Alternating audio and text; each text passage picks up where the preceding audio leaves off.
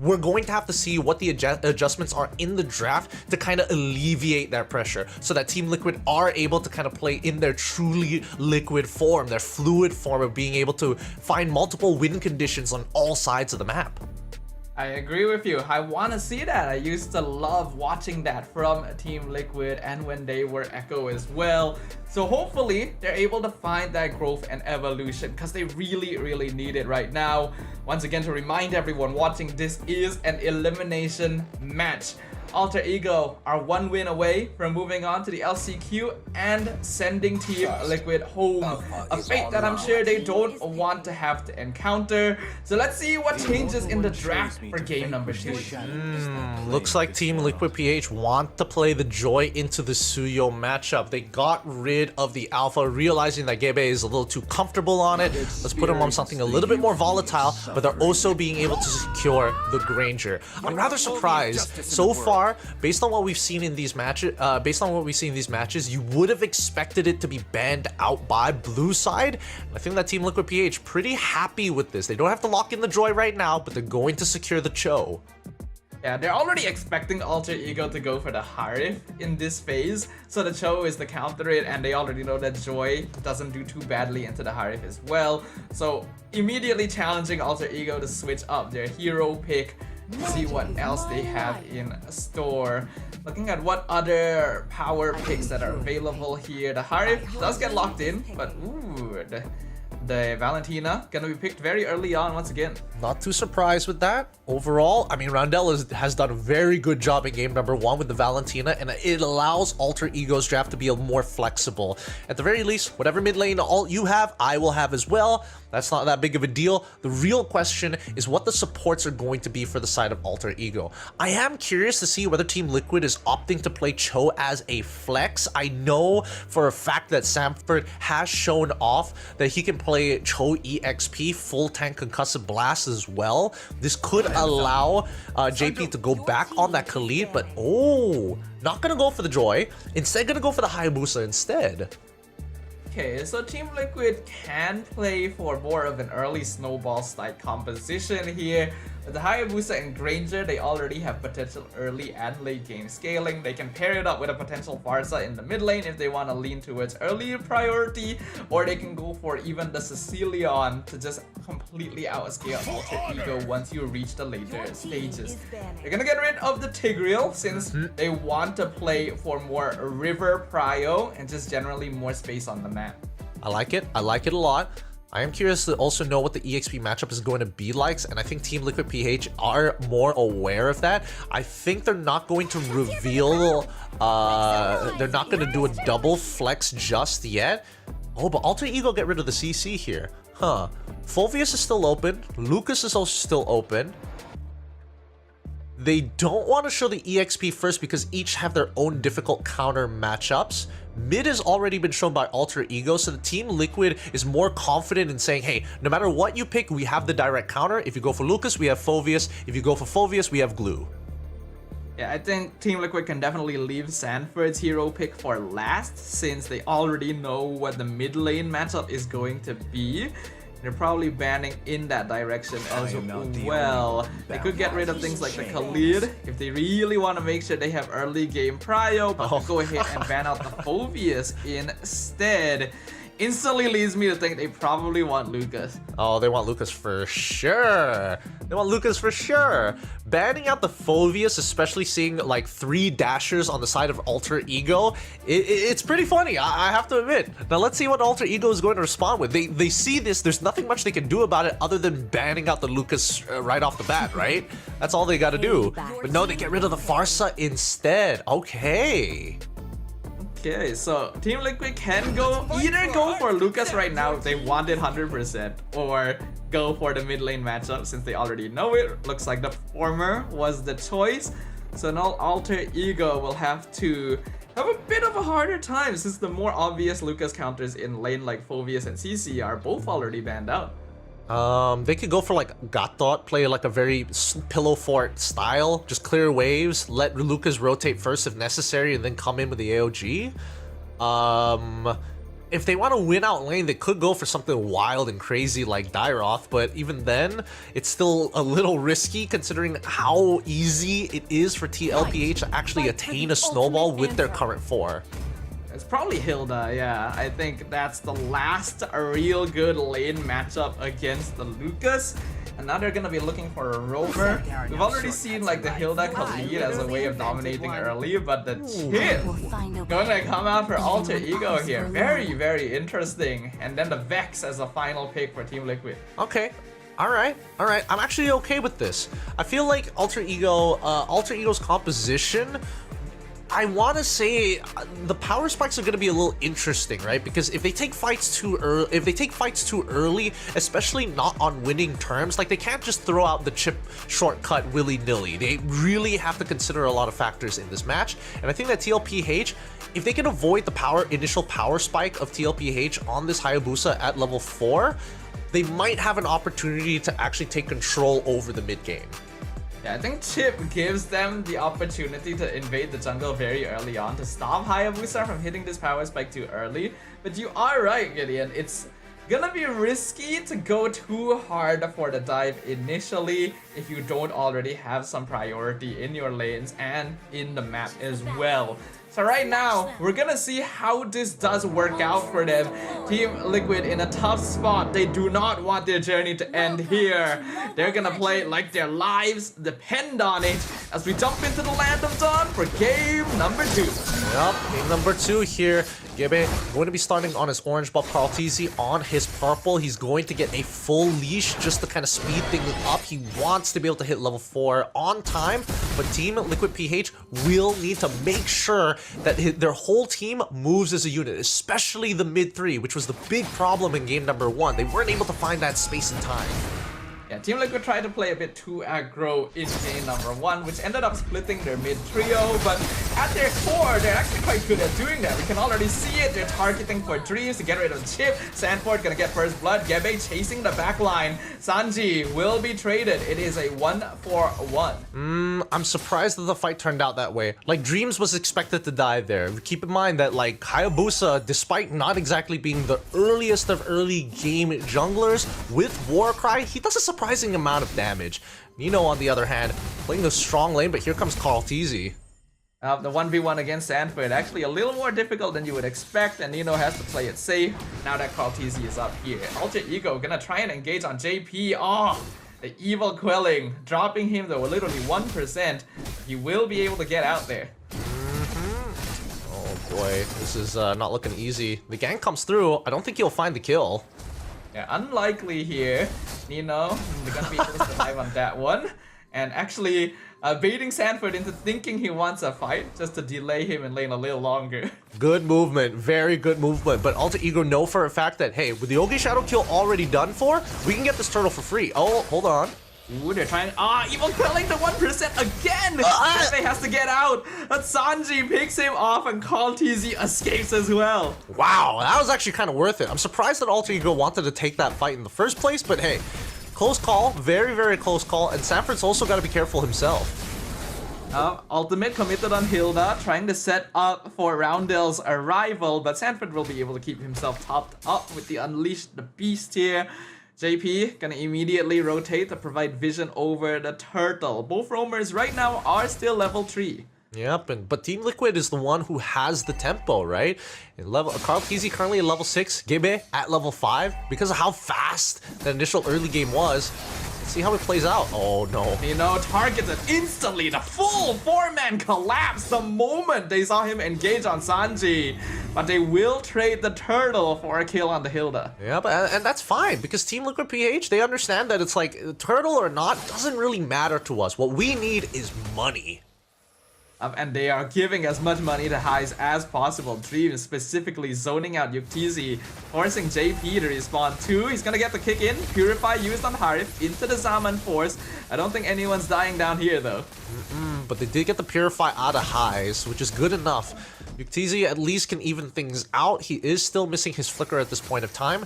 But Team Liquid PH, they're putting a lot of priority into this mid lane, looking for potential punishes overall. And Sanford, despite actually taking the good amount of damage, still needs to just to go even and hold control over the EXP, even if he has to sacrifice a majority of his health.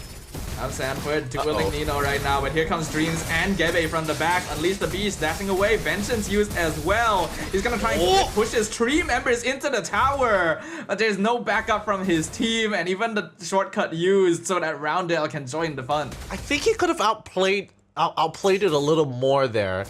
Because you do get clean animations when you transform, when you unleash the beast. Oh, this should be a guaranteed Flicker kill. Wave the Dragon, no Purify. JP knows it for sure. That is a dead highs in the gold lane. Again, great abuse of the windows. At this point, towards that top side, I'm curious to see whether Suyo is in a lot of trouble here. He should be dying. He is in a lot of trouble. Like 2-man ganked by Sanford and Carl Teasy. Team Liquid playing a lot more solid now. Their understanding of rotations even better than it was in game 1. They're making some very solid decisions overall, right? More importantly, they're not hesitating on these decisions. That's what we want to see, right? There was some hesitation, some reactiveness in game 1 from Team Liquid. There's none of that. You can see the experience really playing for itself. You know, trying to jump on Sanji, Eternal Guard knocks him up, surrounded by 3 other members. He'll have to run away there. This turtle is definitely going to be contested. They brought the full fighting force here, not to mention, Yukti just used his flicker as well. Easy tried to gank the jungle, gonna jump back. Nino scouts him out. Dreams is there as well. Way of the Dragon onto the Hilda, right into the full burst. Nino cannot reach it. That's another pickoff for Team Liquid, and now Dreams in a lot of trouble actually. Has to use his own Purify to get away. Yeah, just look at this. Team Liquid just abusing the fact that they've got plenty of pickoffs, right? That's what they want to do. They honestly don't care about this turtle. It's just a means to an end, a POI to play around while they still get pressure across the map. When these timings open up for them, hold on, JP should be okay. He's stolen, shortcut committed. Nino comes through, but yup, JP gonna be totally fine here. Sanford taking a lot of damage. Here comes the Yogi. Bautizi steals the turtle away, but they're gonna take a lot of damage in return. Sanford gonna be traded for the objective. JP able to get out just fine though. I'm surprised he was able to steal that, but still, he does have a level lead for a reason. And at this point, they're all playing for Kaltizi and his snowball, right? They've developed quite a lot here. I think that Yuktisi finally hit his item power spike, and he also has a Sky Piercer inbuilt. But here comes the dive. Oh, they're diving the bottom lane. Sanji in a lot of danger. Has to flicker away. Way of the Dragon connects in the wrong direction on Nino. Highs gets the tower for free with the Salmon Force. Unleash the Beast. Sanford still following up on Roundel. He's able to dash out. JP with the 2-man knockup, but Sanji gets ambushed in the backline. Nino waiting for the perfect opportunity. And he finds it. He finds it. Really good work here. And JP might be the next to fall, but manages to sneak back out. Doesn't have to use any of his battle spells, so plenty of resources saved. But in the meantime, these fights are getting closer and closer. Alter Ego slowly downloading the movements here, minimizing the overall damage, but Carl Teasy is still the big issue. Yeah, this Hayabusa is 1-0-4 right now on the Hayabusa. Team Liquid definitely still playing around him. It looks like he's not going for a Sky Piercer build. Immediately trying to go for the BOD as a second item, in fact, knowing that his team is ahead right now. As they start to transverse through, looking at the first items. Oh wait, Conceal coming on through from JP, doesn't find anything. So it looks like Sanford likes to go for Thunderbelt first item instead of War Axe here. It is a tankier version of Lucas here, and I personally don't mind it at all. It still leans into the Brave Smite and the Vengeance.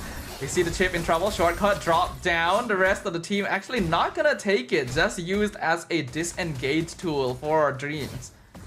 I'm surprised that Yuktizi wasn't able to clean that up. The Sky Piercer, just a couple more autos would have been enough to actually trigger it, but still gotta manage the resources. Even so, they still get value from it. They got Dreams' ult shortcut. They also got rid of his Purify as well, so they can just set up for the upcoming fight once the Eternal Guard comes off a cooldown. Yeah, it's lucky for Dreams that Yuktizi only has 1 kill right now, so he probably doesn't have that many Sky Piercer stacks. A little bit more and he definitely would have gotten executed, but I think we are seeing the issue that Chip as a hero has been facing in the meta nowadays. He's really not as tanky as he used to be, and teams are better prepared to deal with the shortcut being set up, so it's actually risky to take it. It's not quite like the old days where every time a shortcut came out, someone was dead for sure. And Team Liquid, they definitely have the experience of handling that. For sure, but I do think that they are underutilizing the Y walk, right? There's a lot of moments in this game where they could look for off-tempo timings to get into the backline, and I think that's the main issue here, is that Team Liquid PH, they've maintained tempo for so long, and they always have people sitting around some of the more crucial areas of the map, especially on top of those Y walk portals, shortcuts on the side. As you can see, JP, he's just covering this side to allow Yuktzi a free rotate.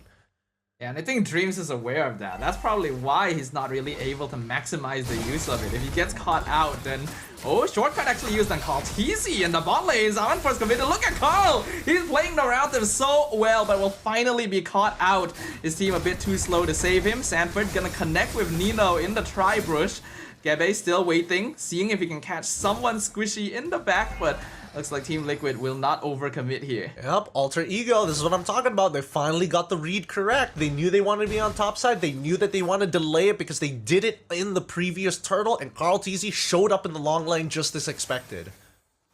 He actually survived a very long time, but there was just too many people there to handle.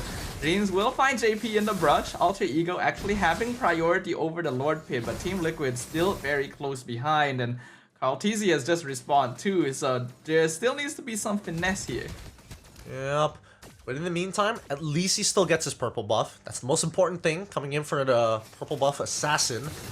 Even so, I think after that... Oh, ooh, Flicker Wave the Dragon onto Nino, but I think he was trying to bait that, though he still ends up eating it. Shortcut comes out, here comes Gebe, JP dropped very low with the Zamanfort. Yuktzi flickers away, the Shockwave connects, picks off Sanji, killing spree for the Suyo, but JP and Yuktzi are both so low, they're able to walk away. Now Carl Teasy and Sanford double teaming Gebe, but this Suyo does a lot of damage actually, and Sanford having to run away. Somehow, despite everything, only one death on Sanji and Nino. Yeah, right now Sanford doesn't have a lot of damage. Keep in mind that yes, when you transform, that's when you're expected to have that damage, but he didn't go for War Axe, right? He did go for the Thunder Belt. So the initial burst will look good, but after that, it's gonna take some time. Oh, Conceal being called. For the side of TLPH, are they looking for Gebe at this point? I mean, JP's gonna try for it and sees highs. This might be a mistake. Force JP too far out, punished for it. And Highs starting to hit that damage spike. Carl Teasy jumping forward, mistake right into the Blade Surge. Beautifully timed by Gebe. That's a killing spree now for Alter Ego. And the mistakes have been made. Alter Ego will secure this Lord, and this is going to be a huge swing for them. TLPH maintained tempo for so long, and Alter Ego finally find the stopper to it. And all of that was the impetus that Highs was looking for to finally get that Holy Crystal. Carl Teasy, he'd been playing so clean up until now, but wanted to commit to the Ogi Shadow kill so badly. And Gebe already predicted the movement. Alter Ego, they've been looking for this chance the whole time. Lord will be able to take the bot tier too. It's just how much more damage they can do with it. Ooh, Malefic Roar as well. I'm curious to see where Gebe is on his item progression. Has he already made it over to his 5th item 12 minutes into this game? I would doubt it. I think he probably got it as his 3rd item instead of the Blade of Despair, just to make sure that JP and Sanford can't just get away with jumping into their back line. Yeah, definitely. Gebe and Highs both have a lot of burst damage now. Nino still providing vision. Top tier 2 targeted. Even the Hilda ult just to force Carl Teasy back home. This tower belongs to Alter Ego. And now only inhibitors are going to be left standing for Team Liquid soon. At this point, they're just going to utilize that pressure, take all the out-of-tier turrets here. Dream is thinking about it. He's just like, are we going to fight in between the turrets? He's thinking about it. Commits to the Ogi Shadow kill. A good amount of poke damage, but not good enough. 4-man knockup on the Eternal Guard. And Liquid are still able to walk back to the base. Ah, sad. Dreams was not in position to capitalize on it just yet. But even so, Highs had already used the Zaman Force at that point, so it's better not to risk it, especially if your main carries aren't ready to fight. At this point, Team Liquid PH are going down as a pretty successful defense here.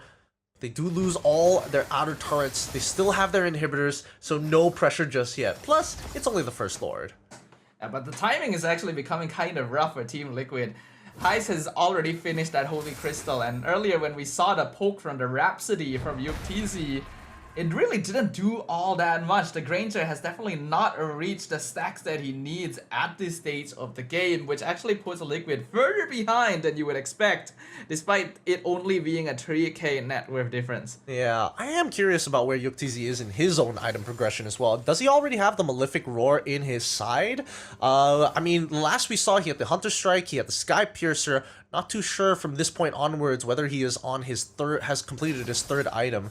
In the meantime, though, let's have a look at the item list. Ah, yes, he's actually pretty darn rich as well. Fourth item already completed with the Blade of Despair. It does that little damage even with all of that. Looks like Chip actually a little tankier. Oh! What a dodge from Gebe! He predicted the Flicker Jikundo. That was nice. That was real. That was real smooth. I gotta give it to him. That was really, really That's smooth. crazy, actually. With that being said, now that they know that JP doesn't have the flicker, the big playmaker is out of the picture, they can actually force this fight. Team Liquid PH, you gotta come to us. We're gonna start off on the Lord first. Gebe has been feeling it this entire game. He's dodged so many attacks, but that was the cleanest one yet. We see Dreams in the back line with Conceal. Nino already scouting things out. JP dropping low so fast. Heist picks him off. Gebe still gets the Lord. And Kaltizi trying to escape, but he dashes right back into the shortcut and gets stunned. Alter Ego with 2 kills and the Lord. This just might be Alter Ego's game, because now with 2 members down and the Lord spawning at the perfect time, they will have an opportunity. JP will be back up for the defense, but Carl Tizzy will be bolting over into the fight, but he's also playing Hayabusa, which is not exactly known for its great defense of inhibitors. Yeah, a lot of heroes from Team Liquid's side are starting to lose their value the later the game goes. And you have the Lord pushing up top. That inhibitor already nearly dead. It's gonna just fall from a single crash. Bottom is gone. Mid is gonna follow. No inhibitors left for Team Liquid. JP not able to set up for a kick at all. Paul PZ only just respawn. Dreams going in. 2-man stun. Really nice positioning so far. Shortcut comes out just to provide some extra shielding. Sanford trying to take the front line. Will actually be able to clear out the Lord and not much to work with. Kaltizi comes in. Ogi Shadow Kill, but not able to execute anyone. No Sky Piercer. Kaltizi able to dash back away. All of Alter Ego is still alive, and Gebe goes back in to get one more. Has the immortality. Will be able to respawn in a tough spot though. Finally gets shut down by Sanford. Kaltizi looking for a bit more. Pops the immortality on Dreams. Conceal comes out. Team Liquid knows they cannot afford to commit any further. How did they still trade 2 for 1? There were so many, like, Highs was so out of position at that point of time. The Winter Crown, they could have waited for the Winter Crown, but they still had to worry about the minions pushing in. Team Liquid PH, they lose everything, and they still traded 2 for 1 surprisingly in this fight. Alter Ego are really feeling it in this game number 2. The momentum they gained from their previous victory is pushing them all the way forward. But they definitely did make mistakes like you pointed out in that base. That could have been a lot cleaner. And actually gives Liquid a little bit of opportunity to start pushing out onto the map again. They need to regain some map control. Going to continue dancing around, but this is a really difficult position to play for if you are Team Liquid PH. Their high ground defense isn't exactly the best. They've got Vexana. Yuktz is okay when it comes down to the wave clear, but when it comes down to Lord empowered minions, that's where it's really going to be a bit of a struggle, right? And even so, he is one of those marksmen that are skill based and will have to manage his resources accordingly. Even so, Alter Ego, with this much control around the map, it's got to be nerve-wracking to move around it. Because you never really know where Dreams is going to be either. You have to move so closely together to make sure that you're not ganked as a single person by that shortcut. But it also gives Alter Ego so much information about where your team rotations are going to be. We are approaching the 18-minute mark now. The next Lord has respawned. Alter Ego, all things considered, doesn't actually have that much of a gold lead, but they definitely have way more control on the map. Yes, they do. Once again, they're going to threaten the Lord once more, and Team Liquid PH have to respond, because what choice do you have? Dreams, he's just waiting for them to respawn. Nino and Gebe are gonna take the front line, try to bait something. JP finally lands away of the dragon onto him. Gebe gonna be punished. Dreams comes in, maybe a bit too late as Qualtizi has picked off Roundel. Shortcut comes out, but they're already 2-man down. Alter Ego cannot look for too much more. They get knocked back. Danger now being pushed into Team Liquid, and they're chasing him down. He finishes off Sanji, but he's so low on HP. Pops the Winter Crown. The rest of his team is here. Can they defend him? He dashes away, gets the shield, switches for immortality. JP with the knockup, but Heist is still alive. Zaman Force comes out. Sanford shuts him down. Dreams not able to save him, and now they will be on a retreat. Purify not gonna save him from the damage as Team Liquid wins the engagement. God damn, that was a tough one. That was a tough one to watch because Team Liquid PH got first strike on Alter Ego, finds 2, and then it's all literally up to Nino and as well as, it was up to Dreams as well as Highs to try and make that work out. And to be fair, Highs got 2 Zaman forces in the middle of that fight. Luckily, Yuktisi was able to outplay it, and honestly, it was very thin margins here. Highs had already done the item swaps as well and was very close to actually outplaying the scenario. Unfortunately, Samford, he's just got a point and click stun, so it's tough to play around. Yeah, I think Alter Ego got a bit too overconfident with Gebe there as well. He was standing in front, trying to bait JP to jump on him so that he could iframe him again, but this time it didn't work out. So Alter Ego were missing a huge source of burst and their main objective taker in that engagement. Team Liquid now have the Lord, Alter Ego. They still have quite a few towers to play with, but this is not a situation they expected to find themselves in. No, they did not. And now they've lost their entire lead here. Not that it matters at this point, the gold lead. It's just a number. They're gonna have to defend, but so far the team fighting has been really, really tight. And Yuktisi has actually reached that power spike. 3-4-man Jeet Kune Do finds Gebe! JP, he has a bone to pick with you! And the rest of Team Liquid are right behind him. Gebe and Roundel are already gone. Highs the half HP. Dreams drops the shortcut, tries to live off of it, uses the immortality, but he is getting picked off as well. Highs takes the shortcut into the backline, aims down Sanji, actually finishes him off. Highs with the Summon Force taking control of the fight. 3 people down, double kill. Triple for Highs, and they are going to chase down Yuktisi.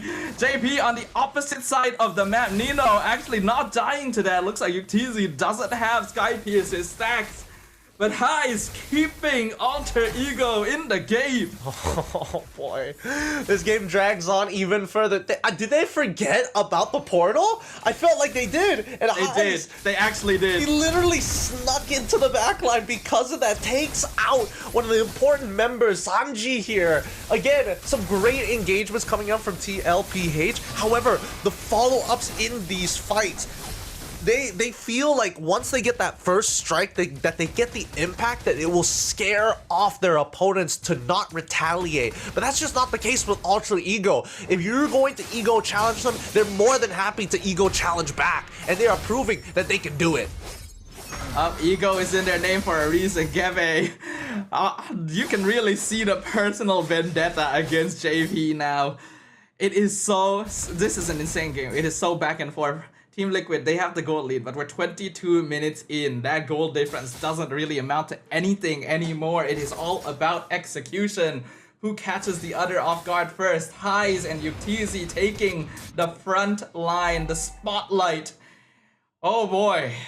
Hey, it's a circus of mechanics here. Both sides really know what they're doing. They've got the fast hands to back it up. But at this point, they gotta add some macro into the mix. They can't just keep brawling it.